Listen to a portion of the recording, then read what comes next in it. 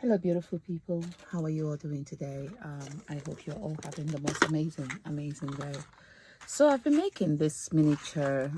If you've been following my work, you will know that I've been recently been making a lot of sculptural mask jewelry, dolls looking like figurines. So I've just started creating this piece, which was, please excuse my nails, please. Which was inspired by a piece that I've just recently done. So I've started doing that, done the beadwork, I've done the facial features. So I'm just working on the headpiece. But what I did was to achieve the size. I've used this component here, which is, I think is like a coat toggle. I used that in the past to make earrings. It's like a coat toggle here. They've got like a little push thing on the, they've got like a little push thing on the side here, as you can see. So it was definitely used as for coat. So what I did was I got quite a few bits, a lot of them actually, and I've since used that in some parts of jewelry that I've done, especially in this piece I'm working on here. I've used it here to create the headpiece that I'm now going to go on to put onto this face here. So what I've been doing is trying to couple this together. I've done the beadwork. So I'm just, please excuse my nails. I'm sure people will be cringing right now and thinking, you. But the thing is, I don't know what I did. I made a huge mistake by putting nail paint on, because really it's not practical for me. I don't keep nails, and because of the work I do, it's very difficult for me to keep nails because it keeps chipping. So I always ask myself, Anita, why do you always do this to yourself? And then I end up putting it on, and I end up like, it starts looking manky. It starts looking manky, and then I'm like thinking I can't be bothered to take it off, you know, because I'm like, can't be bothered. Anyway, so I'm just gonna go ahead now and trying to stick this to the side before I start stitching it on. Okay, so I have to be very precise where I put this, because I've done this ones and they look a little bit, so this one looks a bit higher. So what I might have to do is break it down a little bit more, but it has to look right on both sides. Okay, so what I did was I did the beaded part and I used metal to create the arch shape, which now I'm gonna hold the piece together. So I'm hoping, okay, I'm just gonna bring this down a little bit more. You see this side, you see that's the delicate side to this, because you need it to be really balanced. That's why I'm using glue gun, because with glue gun it's easy to peel off. Okay, so I need to put on this side as well. I've got a rather sick dog. My dog is 10 years old, and he's been having a lot of infections upon infections, UTI being one of them. I think apparently it's a very common thing with Shih Tzus. Again, to be fair to him, you know, he's a very strong dog for 10 years, for, you know, being a 10-year-old. He just likes even to keep going, even if when he's not when he's poorly, he just wants to keep going on walks and stuff. I'm thinking, mate, no, you need to stay at home. Okay, so I've done all that. So this is what it looks like. So 3 of them are now done. I am happy with it. So I'm just going to stitch the sides now, and then we'll start coupling it together. So I intend for them to be neck pieces. My intention for them is to be neck pieces. Let's put it this way. So by the time I do extras to them, it's gonna look, honestly, the way I envision it to look. I wish I can show you the first one I did. The first one I did was an earring, and I looked at it, I was like, whoa, and I put it, both of them together. I was like, whoa, this needs to be done. I need to make this into a necklace. So I quite like it on its own, actually. So I might make a different design on its own as an earring. Look at that. Look at that. Good job, I've still got like quite a few of the toggles I can use. Yeah, so I really like it. Oh my goodness, I really like the outcome of it, and I really love these textiles I've used. I've had these textiles for years, and I'm glad I'm bringing them. Oh sugar, you know what I've done? I've done a massive boo-boo. I've done a massive boo-boo, and I will just have to take out something. Okay, so the boo-boo I made was this was facing the wrong way. So I'm glad it's all facing the right way now. So I'm happy with it. Yes. So now it's time to stitch them together. I'm going to string my thread. I have this beautiful nylon thread that I use. This thread I've been using them for ages. So it's a very strong thread. So I'm just going to couple that, stitch that down, and I'm going to move on to the next stage of it. So happy, really, really happy with it. Really, really happy. Okay, so I'm just going to try and make an attempt to stitch this. So I'm stitching through wood with fabric. So I'm just going to pull. I mean, I love using this nylon thread. Honestly, the nylon thread is incredible. That's what I use a lot for a lot of my beadwork, a lot of my artwork, a lot of my footwear design. Because what happens is when you stitch with it, you normally use it to stitch denim, so that's how strong it is. Okay, so I need to be careful here. I don't want to make a hole either. But you know, after I've done the glue gun, so I'm just having to stitch this down. Okay, but I still have to make sure that it's neat and tidy.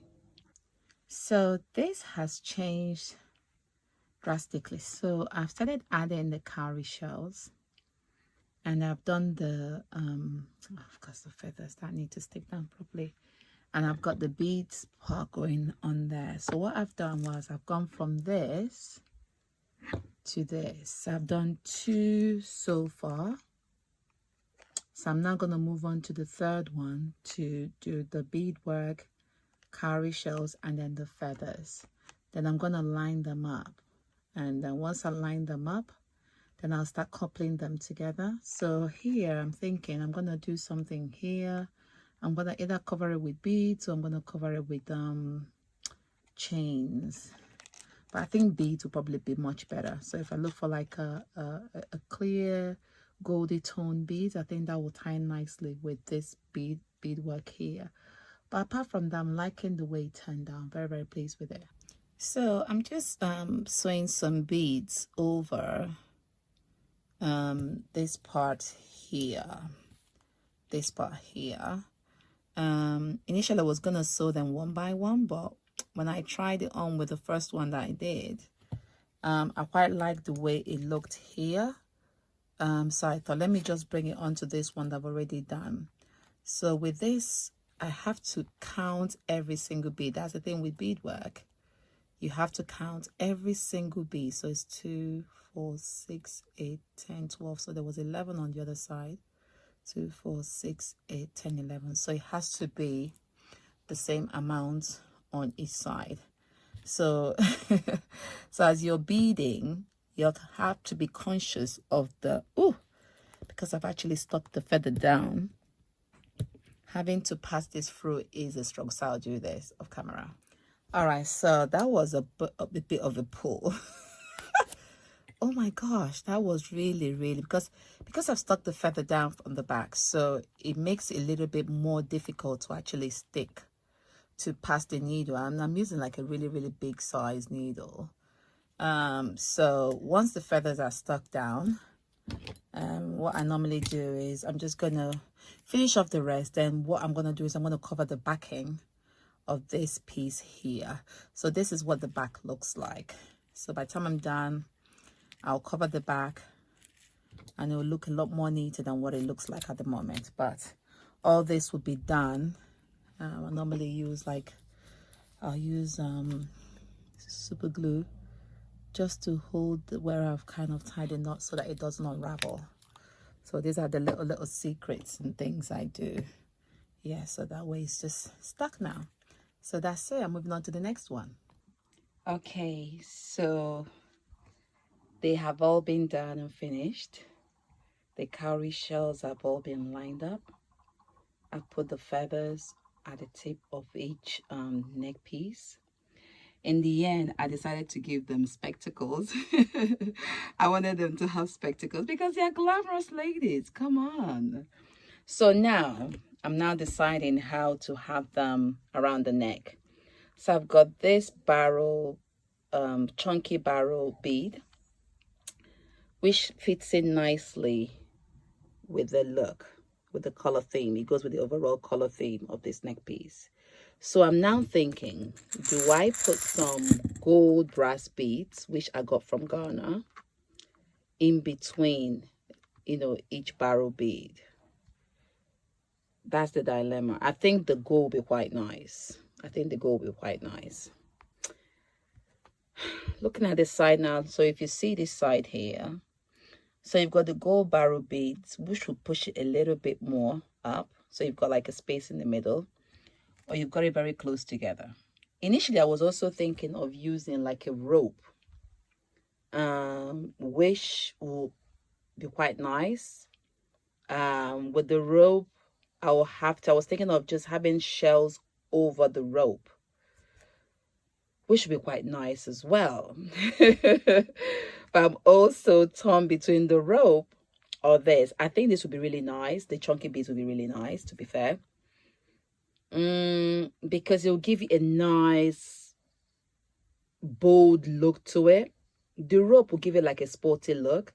But because the ladies are all glam, look at them. They are all glammed up. They need like something like this. I don't know, this or that. That's the dilemma right now. I don't know. Okay, so I am done. I am done. I am done. And can I say I am done once again? Sorry, I'm being a bit repetitive. So I decided to put the Ghana brass beads in between the barrel beads, which actually worked, because when I decided to go with the barrel beads to put it together, when I threaded it, when I strung it, it wasn't molding correctly around the neck. And so it needed some form of spaces in the middle to be able to bridge the gap. So it now moves nicely around the neck. And that also ties in beautifully with these gold beads here. So it picks up, you know, you've got the barrel beads that picks up with the cream colored bead work, and then you've got the gold that picks up with the gold. So I finished off obviously with a tag, and I've used I've got a tag as well that I put at the end, sorry, with my brand name on it. So it's all done. I'm really pleased with the outcome. I tried it on.